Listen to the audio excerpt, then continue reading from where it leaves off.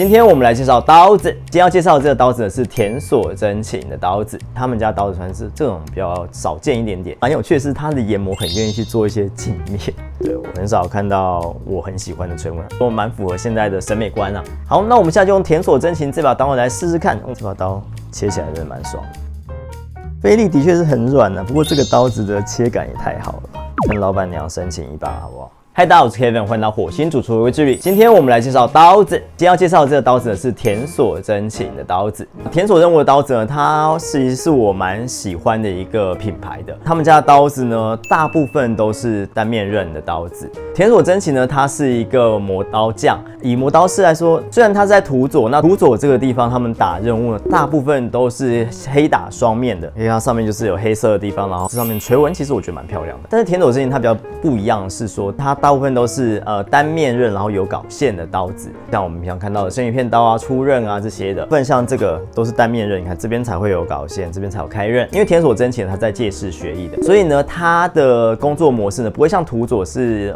一條龍，它比較像介氏這種的方式，就是斷打歸斷打，然後研磨歸研磨，然後裝柄歸裝柄這樣子的方式。田所真琴它蠻有趣的是，它大部分的刀子呢都是跟最近很紅的中川打任務合作來做出就是聯名的刀款這樣子。中川打任務我們有機會再做一集。那現在呢，因為都是田所真琴自己制作的，所以這邊打的是真琴做的銘刻。那它比較特別的是說，它雖然是單面刃的刀子，但是呢，它的這個背部的這個細部處理呢，做得非常的好，都有做所謂的拋光，所以它所有的刀子呢，都有在這個手指會接觸的這個刀刃部分呢，有做拋光處理。手指在接觸這個刀子的時候呢，會覺得非常的舒適，這是他們家刀子比較特別的地方。所以它的刀子你在使用上面來說，會覺得刀子就像是手的延伸一樣，是非常舒適的一種切割感。像我手這樣子擺啊，其實這個切割感就會非常的舒適。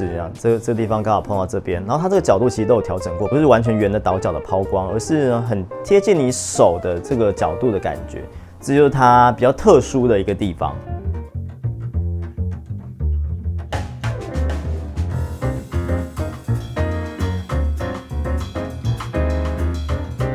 那田所真琴的刀子呢，大部分的刀子也都是碳鋼刀為主，就銀山這種不鏽鋼或是白1、白2這樣子的刀子會比較多一些，可能就會比較偏向日式料理的使用為主了。當然它還是有這種双面刃的刀子，双面刃的刀子也是蠻漂亮，也是蠻不錯的。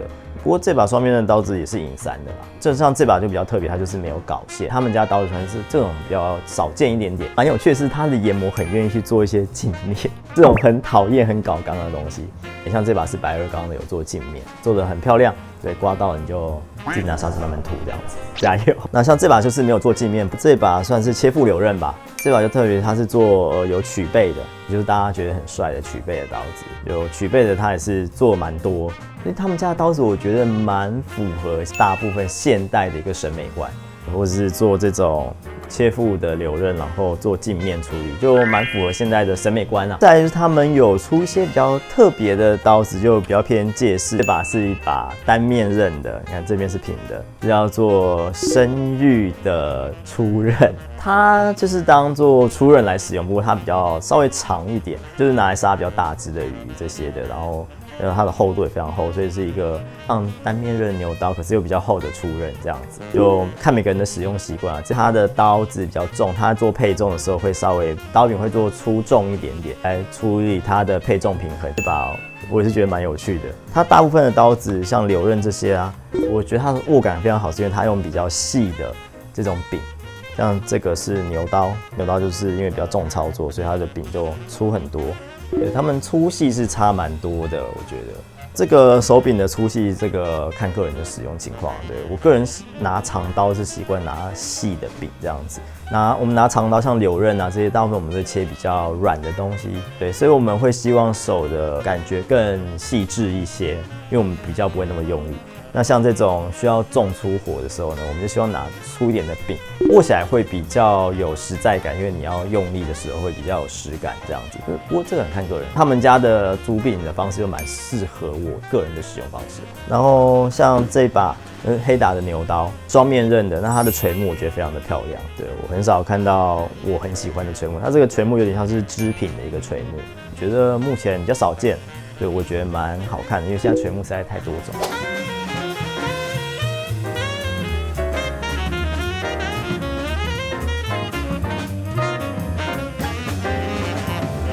那我們剛剛有說它很多的刀子呢，都是中山打任務這邊打的，所以呢，如果你想要买中山打的刀子呢，基本上你買田所真琴的就可以買到中山打任務的刀子，因為他們大部分是碳鋼刀啊。碳鋼刀的話，我們可以使用会做出匣面的磨刀石，例如說Di-Battle S 啊，或是 AutoStone 的砷，像這種匣面呢，就可以用会出漿，然後可以研磨出比較霧的面的石頭來磨它。通常碳鋼刀是很容易磨礪的啦，所以呢，你用各種石头磨，基本上都磨得動。个人喜歡用會出漿的石頭磨出來的那個切割感會比較好，所以我會用會出漿的石頭，然後順便磨出匣面來。好，那我們現在就用田所真琴這把刀來試試看，我們怎麼樣去切菲力啊？那通常我會把這個頭段這邊先拿下來，因為其實菲力啊，它是一個很瘦的肉，不是尖尖旁邊這邊把它拆下來，因為這邊就是一些筋膜連在一起而已，所以其實很好拆。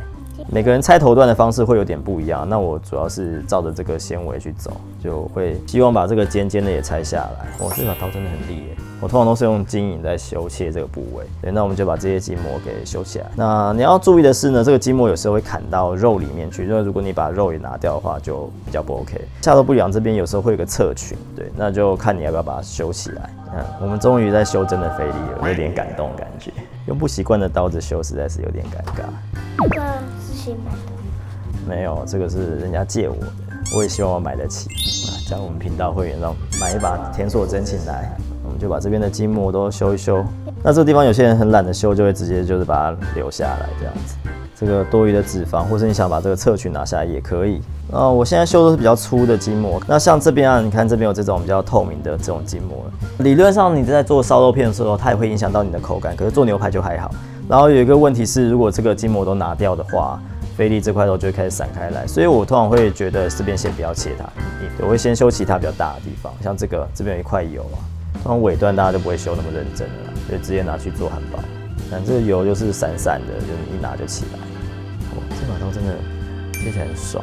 我們剛剛說下多部里昂是在這個中段這邊，那差不多我會從這邊切掉它。奧和的這個油花這邊也不錯。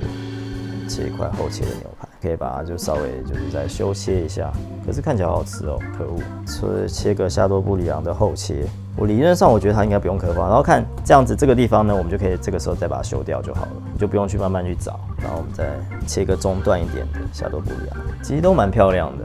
然後下多部里昂的燒肉片，油花都很細緻，下多部里昂就差不多到這裡啦，就不是算在下多部里昂，可是它一樣會賣蠻貴的。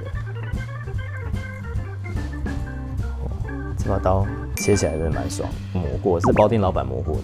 然後這個不是下多部里昂，這個頭段呢，我們也可以把它修一修，其實也是可以吃的。我就會拿來切成炒肉片啊之類的，那就是把這個筋膜表面的筋膜都拿掉。這個真琴座拿來切肉真的蠻爽，跟老闆娘申請一把好不好？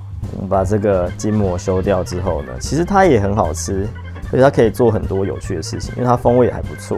但它沒有像下多部里昂這麼高級啊！這個地方這邊有個筋膜在，這邊有個很粗的筋膜，很不好找出來。反面的拿真的是討厭。這個筋我們就盡量把它拿掉。這把刀太利了，筋膜容易切斷。大家試試看，比較不好吃的菲力。那這個啊比較不漂亮的這種地方呢，通常就是拿來切，是不是炒肉片啊之類的？但你要把它好好的修成燒肉片也可以。